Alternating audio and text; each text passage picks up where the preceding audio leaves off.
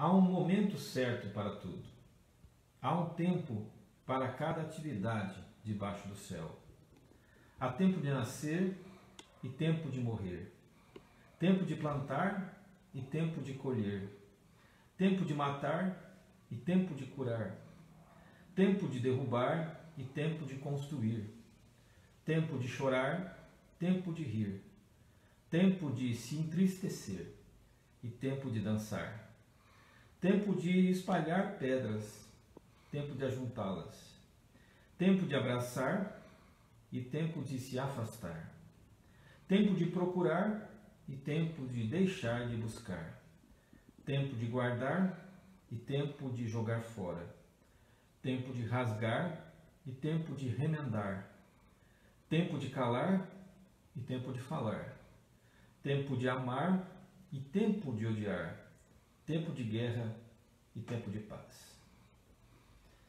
Como o tempo é um dado, é um valor importante, fundamental para a nossa sociedade hoje, desde algum tempo. Mas quando a gente pensa nessa palavra, nós temos que entender que os gregos antigos, eles tinham pelo menos 3 palavras para descrever tempo. A primeira palavra que eles usavam para descrever tempo era a palavra cronos, um prazo. Cronos deu origem a toda a marcação de datas, cronologia, cronograma, cronômetro. Cronos é o tempo que conhece data, hora, lugar, minutos e segundos. A segunda medida de tempo que os gregos conheciam era o aion, um tempo muito longo. Aion geralmente indica a eternidade, aquilo que não pertence a essa esfera material, que não tem começo, que não tem fim. E a terceira marcação ou definição de tempo para os gregos era o kairos, que era uma pausa, um ponto no tempo. Geralmente era usado como símbolo de oportunidade. Quando Salomão escreve esse texto bonito, belíssimo, de Eclesiastes, sobre o tempo, ele diz que há um momento, ele diz que há um tempo debaixo do céu definido para cada coisa acontecer. Se você percebeu na narrativa dele, ele vai usando antônimos. Então ele fala de nascer e morrer, guerra e paz, plantar e colher, calar e falar, guardar e descartar. Mas pensando bem, de qual medida de tempo Salomão estaria falando? Bom, como o idioma dele era o hebraico, e como a marcação e o entendimento do tempo para os antigos orientais era completamente diferente do nosso mundo ocidental, nós precisamos de uma ajuda para entender o que é que Salomão de fato quis dizer com esse texto. E essa ajuda aconteceu. Ela foi dada por Alexandre Magno, ou Alexandre o Grande, lá pelos séculos 3 e 1 a.C. Quando ele se tornou imperador do mundo, ele desejou divulgar o helenismo, a cultura grega, em todo o mundo dominado da época. E uma das coisas que ele fez, uma das contribuições de Alexandre, ele ordenou que se traduzisse a Bíblia hebraica para o idioma grego. E assim ele contratou 72 homens que trabalharam intensivamente, traduzindo toda a Bíblia do Velho Testamento, toda a versão do Velho Testamento do hebraico para o grego. Essa versão ficou conhecida como Septuaginta, ou a versão dos 70 sábios, ou a versão dos 70 rabinos. E ao traduzirem esse livro, especialmente esse texto de Eclesiastes, os rabinos, os sábios, eles usaram a palavra kairos. O que trouxe então a compreensão de que não há só um tempo certo para cada coisa acontecer, mas que dentro de cada tempo, de cada coisa que acontece, dentro de cada tempo e dentro de cada acontecimento, há uma oportunidade, há uma pausa. E nessa pausa, eu e você podemos perguntar: o que é que eu farei diante dessa situação? Então, se nós lermos o texto com isso em mente, com essa palavra, nós vamos concluir que as coisas acontecem queiramos ou não, porque há um tempo para cada coisa. Mesmo assim, diante desse fato, nós podemos adotar uma postura diferente de um mero fatalismo. Porque o texto de Eclesiastes, ele faz parte da categoria dos livros poéticos da Bíblia. Então, a poesia nas palavras de Salomão, e você sabe que a poesia é uma forma de arte, é uma maneira de descrever alegoricamente a existência, de uma maneira bonita. Os poetas, eles são de grande ajuda porque eles nos ajudam a enxergar o mundo com menos dureza, com menos crueldade, com menos negatividade, e nos ensinam a mudar o nosso olhar sobre o mundo, para vivermos bem. E para nós, cristãos, vivermos bem aqui enquanto não chega o novo céu e a nova terra, onde aí sim será tudo eterno, onde haverá apenas o bem, onde Deus enxugará dos olhos toda lágrima, onde a felicidade será real. Agora, se o tempo pode ser aquilo que está determinado, e se o tempo também é um ponto na história, é uma oportunidade, é uma pausa para escolher, então o texto de Salomão ele pode ser lido também assim. Há tempo de chorar e tempo de rir, mas também há tempo de chorar ou tempo de rir. Tempo de falar e tempo de calar, mas também tempo de falar ou tempo de calar. E se o tempo fosse uma escolha, além de um prazo determinado? Como é que nós usaríamos o tempo se ele fosse também uma escolha? Poucas linhas depois desse parágrafo, dessa lista de situações contraditórias que o Salomão menciona, o texto continua dizendo assim: Deus fez tudo apropriado no seu devido tempo, cronos. E ele colocou um senso de eternidade, aion, no coração humano. Você percebeu que, um pouco mais à frente desse texto, Salomão continua falando de tempo. E ele diz que Deus fez tudo apropriado no seu tempo, cronos, mas colocou em nós o senso de eternidade, o aion. O que isso significa? Significa que as duas palavras cronos e aion são usadas para o ser humano. Então nós somos seres do tempo, mas somos seres da eternidade também.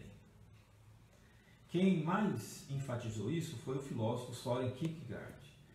Ele dizia que nós somos uma síntese de finito e infinito. Isso se manifesta nos anseios por vida eterna que todo ser humano tem. Lembra da história do jovem rico que procurou Jesus? Perguntando exatamente sobre vida eterna a despeito de tanta riqueza, tanta fortuna, tanta coisa que ele possuía, mas não era feliz. Ele queria saber da vida eterna. O jovem rico, ou aquela história, não é uma história definida naquele tempo e só para aquele rapaz. Todo mundo pergunta sobre vida eterna. Todo mundo deseja a vida eterna porque Deus nos criou para ela. Porque Ele plantou em nós o senso da eternidade. Então, se existe em nós a oportunidade de escolha de como vamos usar o nosso tempo, e se o tempo é um reflexo da eternidade que Deus colocou em nós, isso mostra uma coisa: a vida inteira, eu e você procuramos ir além do que está posto, ir além do que está determinado, queremos transcender nossa realidade e nós queremos acreditar que tudo pode melhorar através da nossa intervenção e escolha. Isso aí se chama esperança. Nós somos dotados dela para conseguir dar conta da grande lista de que a nossa vida é composta do começo ao fim. Portanto, o tempo não é inflexível, ele é móvel. O tempo é tangido pela eternidade, o tempo é tangido pela oportunidade. É claro, o tempo não volta, mas é possível mudar como é que nós vivemos no tempo a partir da nossa intervenção. E o que é que nós podemos fazer para intervir no tempo para melhor usufruir? Salomão dá aqui 3 pistas para nós. A primeira pista é semear o que é bom. Ele diz: há tempo de plantar. Nós vivemos o tempo da pandemia. A ordem é confinamento, a ordem é isolamento. Nós ouvimos palavras novas que nós nunca ouvimos antes, como lockdown, achatar a curva, distanciamento social, faz parte do novo vocabulário desses últimos meses. E parece que nós não estamos só determinados a um fechamento protetivo. Parece que esse é um momento de pausa absoluta. E aí me veio à mente o período intertestamentário, o período interbíblico, que é aquele período entre o Velho Testamento e o Novo. Aquele período que é chamado também de 400 anos de silêncio, que percorre a última palavra de Malaquias, o último profeta, e a primeira palavra de Mateus, quando Jesus nasce em Belém da Judéia. Muitas pessoas dizem que os 400 anos de silêncio são chamados assim porque Deus não falou mais nada a partir de Malaquias. E como Deus não teria falado mais nada e não teria feito mais nada até que Jesus viesse, foi uma interrupção da história. Mas eu quero dizer para você que isso é pura lenda. Se você estudar os 400 anos de suposto silêncio, você vai perceber que mudanças radicais aconteceram dentro do próprio povo israelita, povo da aliança, que sofreu muito por conta da invasão persa, depois a invasão grega, depois a invasão romana. E foi um povo que ficou tão decepcionado com a sua religião, tão decepcionado com o abuso religioso, que os utilizava em vez de conduzi-los a Deus, e que esse povo judeu acabou vendo em Jesus o remédio para a angústia que havia neles. Então esse tempo de 400 anos, não só do ponto de vista da mudança do pensamento religioso judaico aconteceu, mas, por exemplo, os gregos permitiram, com a sua influência cultural, que o Novo Testamento fosse escrito na língua deles. E todo mundo falava grego na época, o chamado koiné. Isso permitiu que todo mundo não só falasse uma língua... Ao vivo. Ok. Caiu aí a página, mas nós já voltamos. Nós estamos falando aí daquele período intertestamentário, que é chamado de 400 anos de silêncio, onde se acreditava que Deus não tinha falado mais nada desde Malaquias até Mateus. Mas o que nós estamos vendo é que esse é um movimento de grande revolução em todos os sentidos no mundo todo. E uma das coisas mais bonitas que aconteceram foi que quando os gregos disseminaram a cultura por todo o mundo da época, eles também traduziram o Novo Testamento, e o Novo Testamento, aliás, foi escrito em grego, permitindo que toda a população pudesse ler a Bíblia, permitindo que todo mundo que falava grego, aliás, todos falavam grego, né, desde o camponês até o homem do palácio, e todos puderam ler o Novo Testamento, conhecer sobre Jesus. Os romanos, quando eles baixaram um decreto de paz por todo o império, impedindo revoluções, guerras, eles proibiram conflitos, e eles colocaram guardas armados ao longo de todo o império. Isso permitiu a construção de estradas de comércio, mas permitiu que os missionários, com o Evangelho de Jesus, fossem ao mundo todo anunciando essa boa nova. Então, em resumo, para a missão de Jesus, para a missão do Evangelho, esse período de suposta inatividade de Deus foi justamente o tempo que Deus mais agiu, tanto para preparar o mundo para Jesus chegar, como para tornar o Evangelho crido por todas as nações. Em uma palavra, Deus estava plantando, enquanto se achava que ele estava inativo.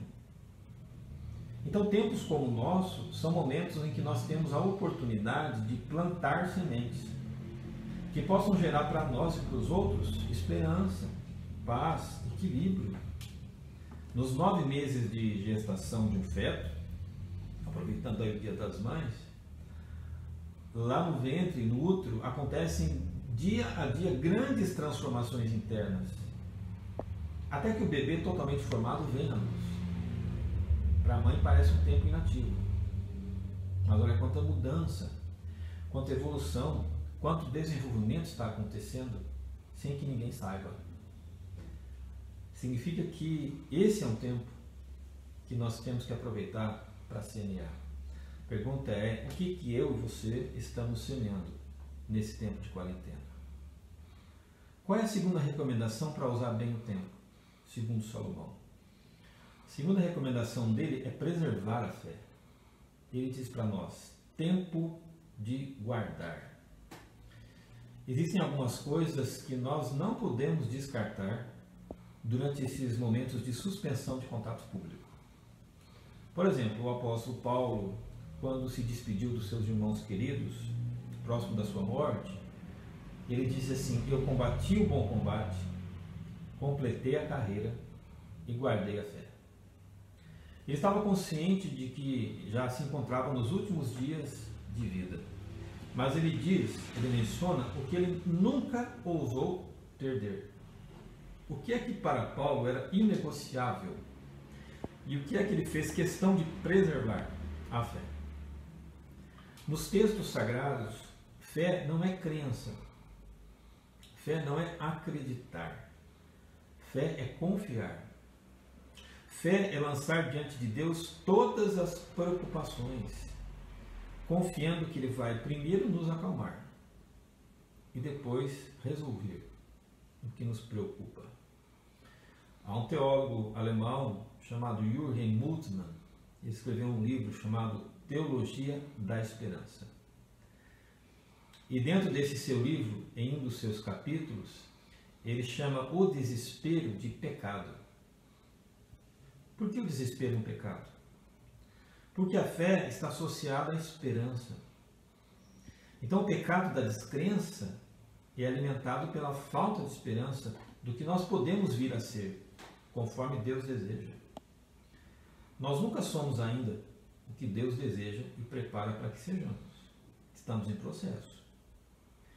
Lembra da história dos espias que o Moisés enviou para ver a terra prometida? Os 10 espias que voltaram com um relatório negativo, apesar de enxergarem, apesar de verem, de observarem tudo que havia de bom na terra prometida, eles chegaram diante de Moisés e eles disseram: olha, nós somos apenas gafanhotos. Isso é pecado, porque é falta de confiança no que Deus acabou de falar e no que Deus acabou de mostrar. Deus promete a nova criação de todas as coisas, uma terra nova em justiça e paz.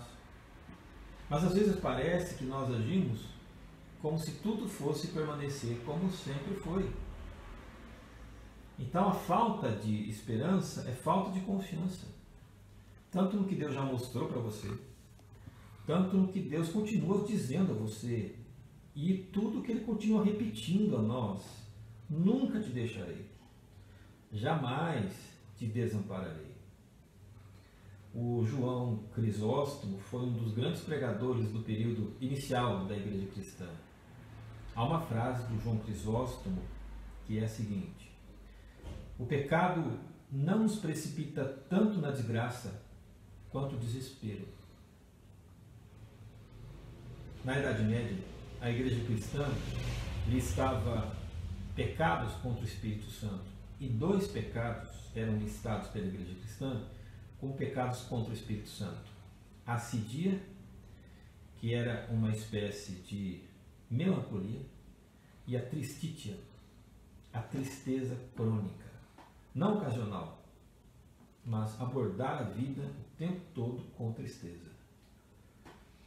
Eu acho que o nosso erro é tanto querer que Deus resolva agora todos os nossos dilemas de anos, como achar que Deus nunca vai resolver dilema nenhum nosso. É fundamental, então, guardar a fé, a confiança nesses dias difíceis. Afinal, lembre, as coisas para Deus não estão paradas. O mundo pode estar em pausa, Deus não. As coisas estão num constante processo de transformação, porque Deus continua transformando o mal em bem. Não descarte, preserve sua fé.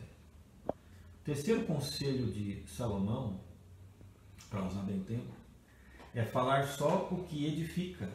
Ele diz: há tempo de calar. Nós vivemos situações extraordinárias, como essa agora. E em situações extraordinárias é muito comum nós não termos quase certeza de nada, porque é um vírus totalmente novo.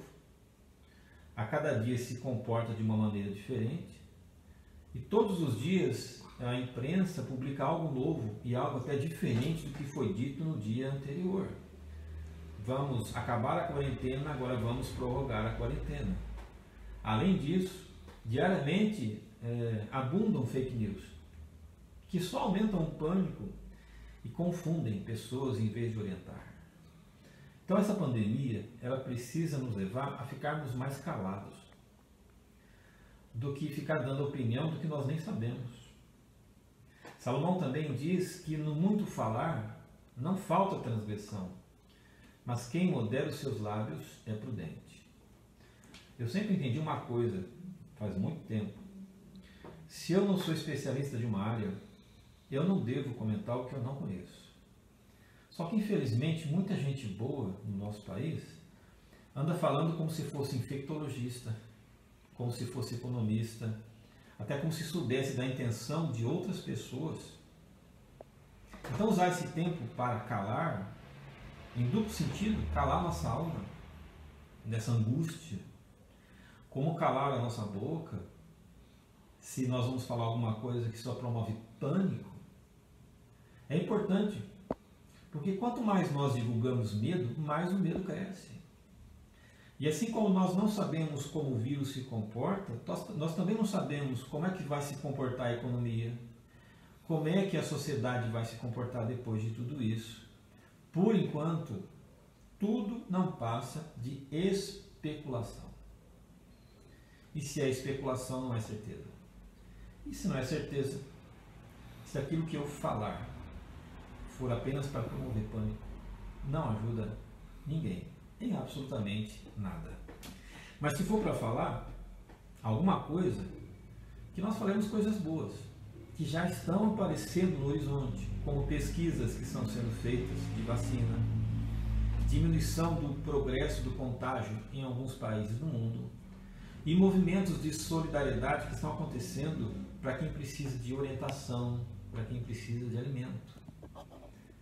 Que as nossas palavras sejam medicina para o corpo e sejam terapia para a nossa alma. Então que a gente use o nosso tempo, que não é só algo determinado, mas que é também uma oportunidade, que nós usamos o nosso tempo para semear o que é bom, para preservar a nossa fé e para falar só aquilo que ajuda e aquilo que edifica. Eu desejo que Deus te dê um ótimo domingo com a sua família. Comemore, celebre e use bem o tempo que Deus te dá, para que em todos os momentos você sempre se recorde, embora estejamos passando por uma pausa, o nosso Deus não para. Que Deus te abençoe.